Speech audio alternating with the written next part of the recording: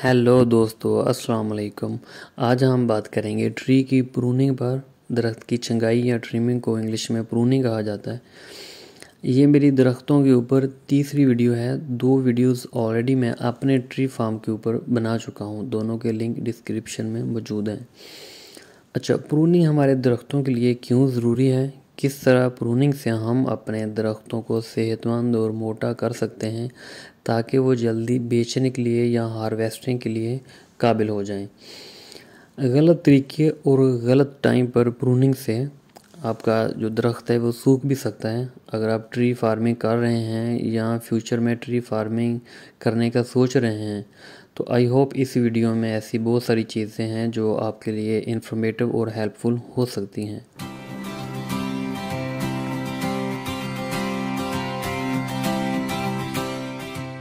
जैसा कि एक ट्री फार्म है, अगर ट्री के बिटवीन या दरख्तों के दरमियान में हवा की प्रॉपर क्रॉसिंग नहीं हो रही और स्पेशली जो मिडल में ट्री हैं उन तक सूर्य की रोशनी सही से नहीं पहुंच रही, तो जो ट्री की ग्रोथ है वो वैसे नहीं होगी जैसे हम उनसे उम्मीद कर रहे होंगे या जैसे हम उनसे एक्सपेक्ट कर रहे होंगे। और क्योंकि दरख्तों तक सूरज की रोशनी का पहुंचना और हवा की प्रॉपर वेंटिलेशन बहुत ज़रूरी है।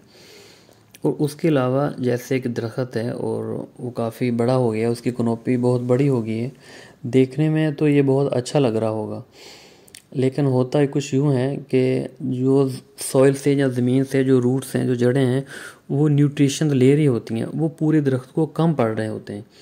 क्योंकि दरख्त की एज के हिसाब से जो इसकी रूट्स हैं वो छोटी होती हैं लेकिन उसकी कनोपी बड़ी हो चुकी होती है, तो उसके लिए ओवरऑल दरख्त की जो हेल्थ है वो उतनी अच्छी नहीं होती जैसा कि हमें वो नज़र आ रहा होता है। तो इसलिए दरख्तों की ट्रिमिंग या उनकी जो प्रूनिंग है वो होना बहुत ज़रूरी होती है।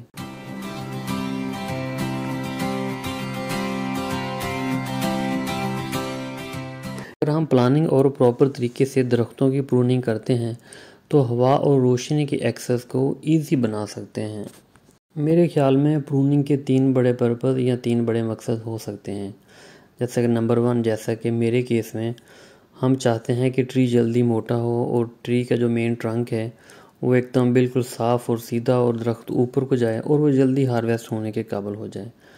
और दूसरा पर्पज़ प्रूनिंग का ये हो सकता है कि आप ट्री के साथ गोट फार्मिंग कर रहे हैं और अपने जानवरों के लिए या बकरियों के लिए चारा वगैरह चाहिए। उसके लिए आप ट्रीज़ की ब्रांचेस और शाखों को कट करते हैं, यानी कि जानवरों की खुराक के लिए अब हम कट करते हैं। और तीसरा पर्पज़ हो सकता है फ्यूल वुड के लिए, यानी कि जलाने के लिए हमको लकड़ी चाहिए। अच्छा, मज़ीद बात करने से पहले प्लीज़ मेरे चैनल को सब्सक्राइब कर लें और वीडियो को लाइक करें ताकि मैं मोटिवेट होता रहूं और मज़ीद इन्फॉर्मेटिव वीडियो आप दोस्तों के लिए अपलोड करता रहूं। Thank you. अच्छा, इन तीनों मकसद के लिए दरख्त की प्रूनिंग डिफरेंट तरीके से अलग-अलग तरीक़ों से होगी और इनका टाइम भी अलग होगा साल में। ऐसा नहीं है कि आप जस्ट सिंपली एक कुल्हाड़ी या कट लें और दरख्तों की शाखें वगैरह आप कभी भी कट करना शुरू कर दें। ऐसे आप सीधा अपने दरख्तों को नुकसान पहुंचा रहे होते हैं।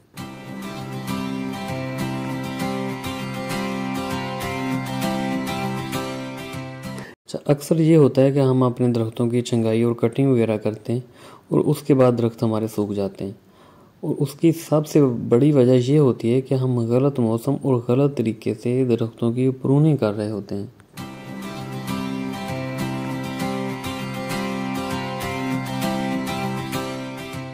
बहुत सारी ट्रीज़ हैं जिनको प्रूनिंग की कम ज़रूरत होती है, जैसा कि सफ़ेदा है, पॉपुलर है, सागवान है, लेकिन मोस्ट ऑफ ज़्यादातर ट्रीज़ को प्रॉपर प्रूनिंग की ज़रूरत होती है। अगर हम ट्री की प्रूनिंग नहीं करते या छंगाई ट्रिमिंग वगैरह नहीं करते तो वो हमें दरख्त नहीं, एक झाड़ी नुमा दरख्त नज़र आएगा।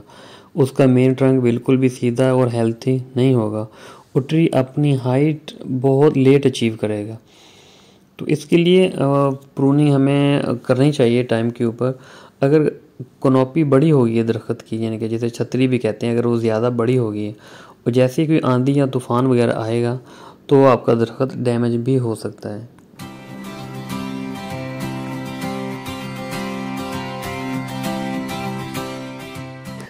जब आप ट्री फार्म लगाएं तो वो अपने दरख्तों की 1 से 1.5 साल तक प्रूनिंग ना करें, यानी कि प्रूनिंग करने में जल्दी ना करें, क्योंकि जो पहला साल होता है पौधों का वो अपना रूट सिस्टम स्टेब्लिश कर रहे होते हैं, तो इसलिए उनको ना छेड़ें। और इतने अरसे के बाद जब आपने उनकी पहली प्रूनिंग करनी है, तो उसके लिए आप नवंबर से फरवरी तक उस टाइम आप जो है उसकी प्रूनिंग कर सकते हैं, क्योंकि उन टाइम में दरख्तों के ऊपर पत्ते वगैरह नहीं होते और ट्री का जो आर्किटेक्चर है वो आपको क्लियरली नज़र आ रहा होता है और आपको पता चल रहा होता है कि मैंने कौन सी ब्रांच कट करनी है और कौन सी नहीं करनी, कौन सी जो शाख है वो हेल्थी है और कौन सी अनहेल्थी है। तो जो आप समझते हैं कि जो ब्रांच हेल्थी नहीं है उसे कट कर दें, और अगर दरख्त का झुकाव एक साइड को जा रहा है और वो यानी कि उसको एक साइड को झुक रहा है, तो वो साइड से आप उनकी प्रूनिंग कर सकते हैं आराम से देख के।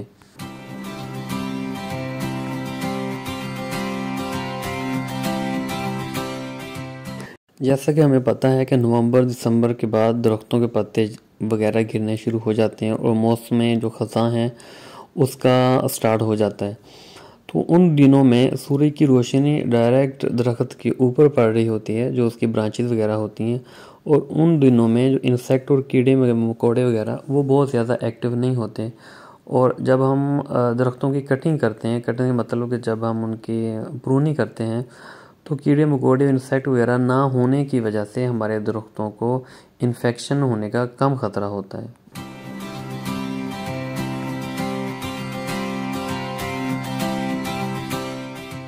मौसम ख़ज़ां में हम दरख्तों की प्रूनिंग आराम से कर सकते हैं, और बस इस चीज़ का ख्याल रखना है कि जब आपने कोई भी शाख काटनी है तो उसका जो फेस है वो ऊपर की तरफ ना हो, ताकि बिल्कुल सीधा ऊपर को ना हो। जब बारिश वगैरह पड़े या ड्यू या शबनम वगैरह का पानी है वो उसके ऊपर खड़ा ना हो, रुके ना, और डस्ट वगैरह भी उसके ऊपर टिके ना। अगर थोड़ा एंगल में होगा तो पानी वगैरह नीचे गिर जाएगा और डस्ट वगैरह भी ऊपर रुकेगी नहीं। डस्ट और पानी से दरख्तों को इन्फेक्शन हो जाती है, और जैसा कि मैंने ऊपर बताया जब इन्फेक्शन होगी तो उनसे दरख्त सूख जाते हैं। वैसे तो इन्फेक्शन से बचने के लिए आप एक पेस्ट रेडी कर सकते हैं जो कि घरेलू चीज़ों से ही बन जाता है, या मार्केट से उसे प्रूनिंग पेंट के नाम से ख़रीद सकते हैं। उससे यानी कि वैक्स भी कहते हैं, प्रूनिंग वैक्स। और ये थोड़ा टाइम टेकिंग है, थोड़ा यानी कि टाइम लेगा। उसमें ये होता है कि जब आप दरख्तों की प्रूनिंग करते हैं उसके ऊपर वो पेस्ट वगैरह लगा दें या वो वैक्स लगा दें, उससे आपका दरख्त स्ट्रेस में नहीं आता। वैसे तो जब हम कोई भी शाख कट करते हैं तो ऑटोमेटिकली वो जो कट होता है वो हील होना शुरू हो जाता है, लेकिन अगर हम उसके ऊपर पेस्ट या वैक्स लगा देंगे तो उससे हील होने का जो प्रोसेस है वो थोड़ा तेज़ हो जाता है। जैसा कि हमारी फिंगर के ऊपर या कहीं भी कट आता है, हम उसके ऊपर बैंडेज लगा देते हैं, तो वो बैंडेज से क्या होता है कि इन्फेक्शन नहीं होती है और वो जो हमारा ज़ख़म है वो जल्दी हील हो जाता है। तो इन दरख्तों का भी सेम है, ऊपर वैक्स लगा सकते हैं। तो वैक्स कैसे बनती है या वो पेस्ट कैसे बनता है वो फिर एक लंबा टॉपिक है, आप यूट्यूब के ऊपर सर्च कर सकते हैं, या फिर इंशाल्लाह हम वो नेक्स्ट टाइम कभी वीडियो बना देंगे। लेकिन वो टाइम टेकिंग ज़रूर है, लेकिन वो आपके दरख्तों के लिए बहुत अच्छा है।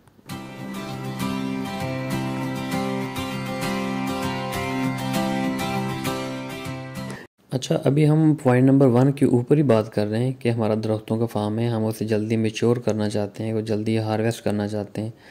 एक प्रूनिंग तो होगी हमारी, हम मौसम ख़ज़ां में कर सकते हैं।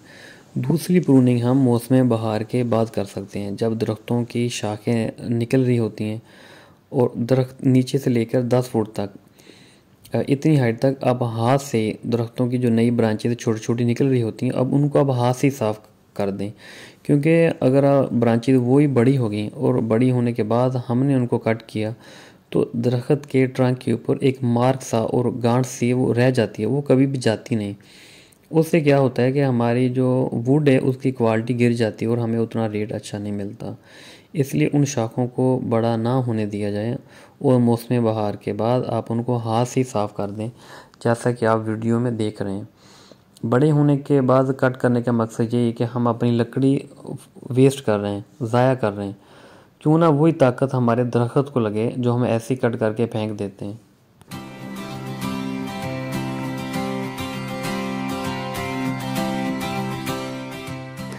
अच्छा, ट्री फार्मिंग के लिए जो पहला मकसद था उसका टॉपिक क्लोज हो चुका है। अब हम बात करते हैं कि गोट फार्मिंग के लिए दरख्तों की ट्रिमिंग या उसकी प्रूनिंग कैसे की जाए। उसके लिए जो सबसे अहम चीज़ है, जो इम्पोर्टेंट चीज़ है, वो यही है कि बरसात के मौसम में, रेनी सीज़न में दरख्तों की प्रूनिंग ना की जाए, क्योंकि जब प्रूनिंग वगैरह हम करते हैं तो वो कट के ऊपर जब बारिश वगैरह होती है तो उससे अक्सर औकात इन्फेक्शन हो जाती है और जिसकी वजह से हमारा दरख्त सूख जाता है। और दूसरा, इस चीज़ का ख्याल रखें कि जब हम गोट फार्मिंग के लिए प्रूनिंग करें तो ज़्यादा बड़ी ब्रांचेस को कट ना किया जाए, छोटी शाखों को ही कट किया जाए, क्योंकि वैसे भी बकरियों ने पत्ते वगैरह ही खाने होते हैं। तो इसलिए हम अपनी जो वुड का वॉल्यूम है, जो हमारी जो लकड़ी है, हम उसे ज़ाया ना करें, छोटी छोटी शाखें काट के गोट फार्मिंग के लिए इस्तेमाल किए जाएँ।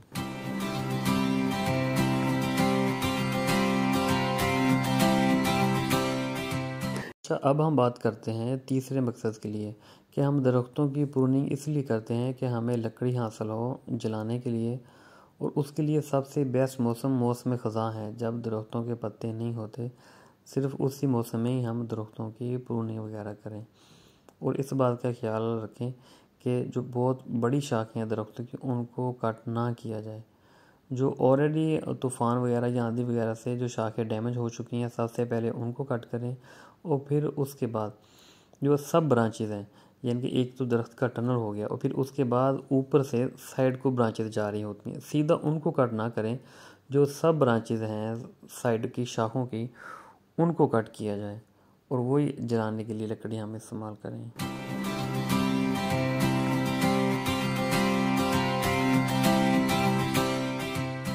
अगली वीडियो हम इंशाल्लाह हम बनाएंगे कि हम कैसे कीकरों से गूंद हासिल कर सकते हैं और किस मौसम में गूंद हासिल की जा सकती है दरख्तों से, और हम इनसे कितनी अर्निंग हासिल कर सकते हैं कीकरों से।